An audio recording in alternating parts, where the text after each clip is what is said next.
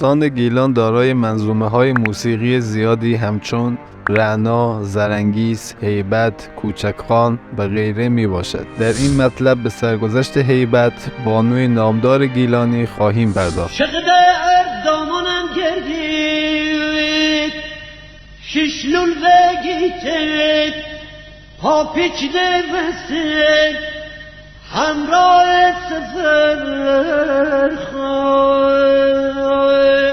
برای مردم گیلان نام حیدرخان آشناست.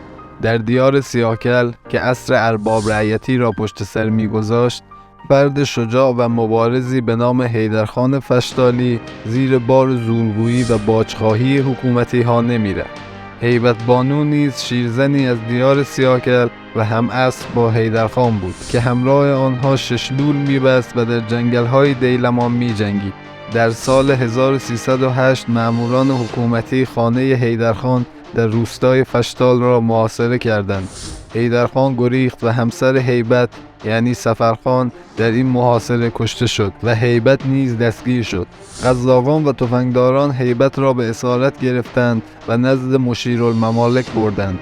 بانوی گیلان به اسارت درآمد و پس از شکنجه فراوان از زندان گریخت و مجددا به سازماندهی مقاومت اقدام کرد و نهایتا بعد از دستگیری حیدرخان و یارانش و اعدام آنها، هیبت نیز در سال 1315 در سن 29 سالگی در راه آزادی جان باخت. زنده یاد محمد ولی مظفری، شاعر به نام گیلانی، ترانه هیبت را از میان روایت‌های مختلفی که به گواهی خودش از 200 نفر بیشتر شنیده ضبط نموده است.